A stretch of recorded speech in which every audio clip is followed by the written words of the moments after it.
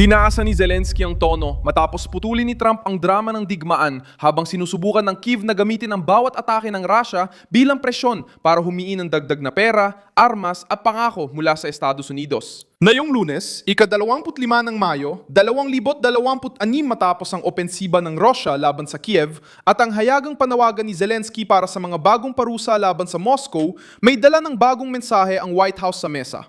Ayon kay Marco Rubio, noong Mayo 22, nakatigil ang negosasyon para sa kapayapaan at babalik lang ang Washington kung may tunay at produktibong pag-uusap, hindi basta pagpupulong para lang sa balita. Nagalit si Zelensky dahil ayaw ni Trump maging automatikong tagapondo ng digmaan na walang takdang panahon, malinaw na layunin o pananagutan sa mga humihingi ng tulong.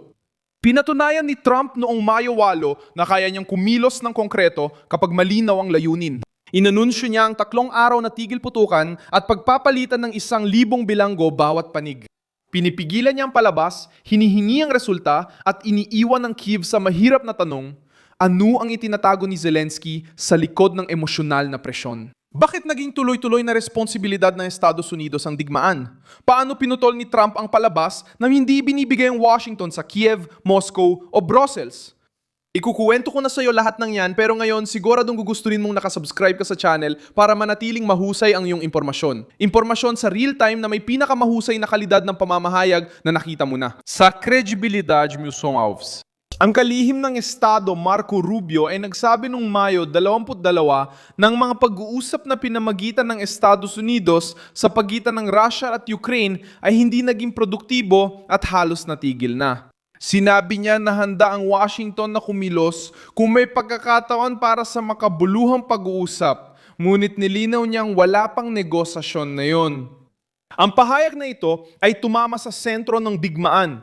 Ayaw na ng White House na makilahok pa sa palabas na diplomatiko para lang mapanatiling gumagana ang parehong makina ng walang konkretong resulta. Malakas ang reaksyon ni Zelensky dahil naintindihan niya ang mensahe. Patuloy na inaatake ang Ukraine at kailangan pa din ng depensa, pera at suporta. Binago ni Trump ang usapan. Hindi na bibigay ang Amerikanong presidente ng walang kondisyong suporta sa Kiev para sa digmaang walang malinaw na wakas.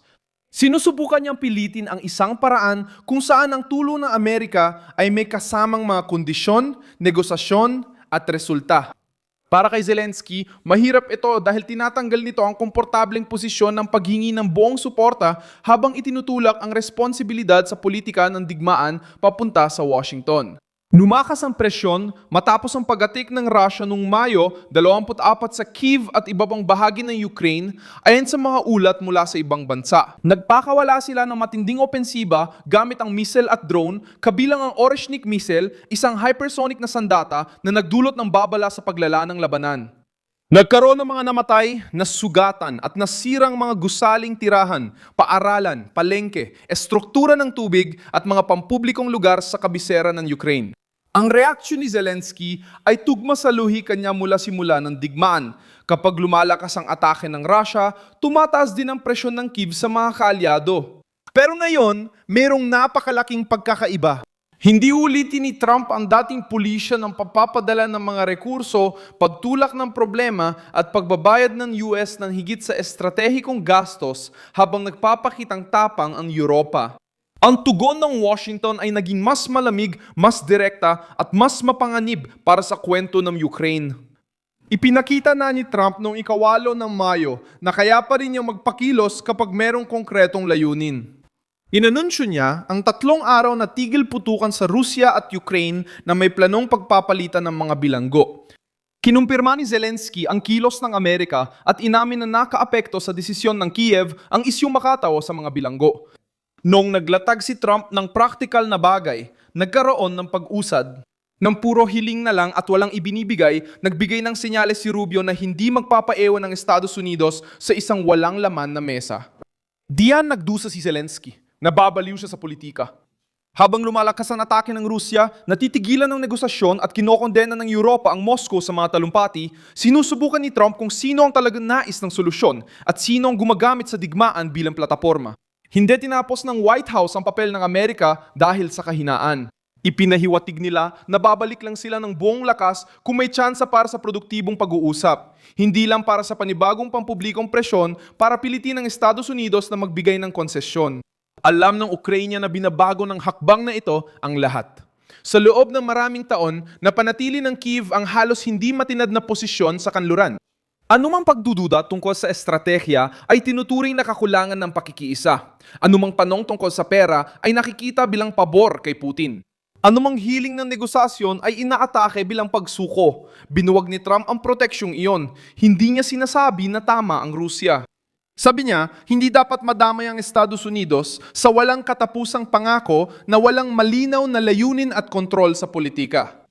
Ang presyon kay Zelensky ay nagmumula rin sa katotohanang ang digmaan ay pumasok na sa yugto kung saan bawat panig ay sinusubukang gamitin ang takot bilang kasangkapan. Gumagamit ang Rusya ng misil, drone at banta para magpakita ng lakas, habang si Kiev ay nakikiusap ng dagdag na tulong gamit ang epekto ng mga pag-atake. Ang Europa ay nagpapakita ng pagkakaisa sa pamamagitan ng matitinding pahayag, samantalang ginagamit ni Trump ang pagpapanagot para paghiwalayin ang mga nais makipagkasundo at nais pahabain ng alitan. Sa larong ito, nawawala kay Zelensky ang monopolyo sa naratibo dahil nagsisimula ng tingnan ng White House ang mga numero, resulta at limitasyon. Lalong naging malinaw ito sa sinabi ni Rubio sa Helsingborg, Sweden. Hindi naman sinabi ng gobyernong Amerikano na hindi na ito kailanman mamamagitan.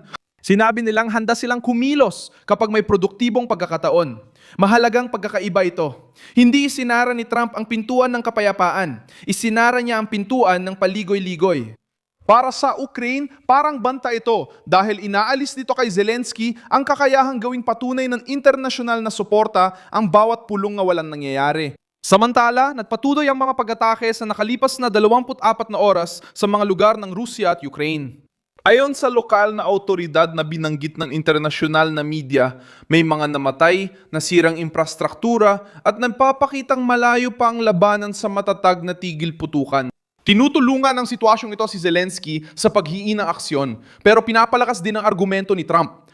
Hindi kayang pamahalaan ang ganitong digmaan gamit lang emosyon, padalos-dalos na desisyon at isang panig na paghingi ng tulong sa mga Amerikanong nagbabayad ng buwis.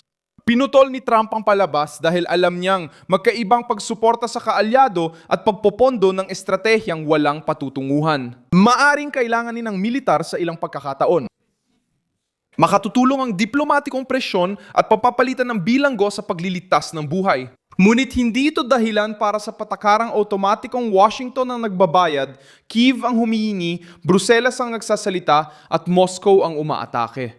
Gusto ang Pangulo ng Amerika na maglagay ng pampulitikang gastos sa lahat ng panig.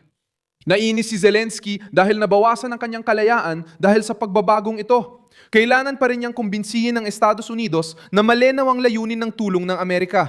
Kailangan niyang patunayan sa Europa ng mga pangako ay dapat maging kakayahan at sagutin ang kanyang mga mamamayan matapos ang matitinding pag-atake sa Kyiv.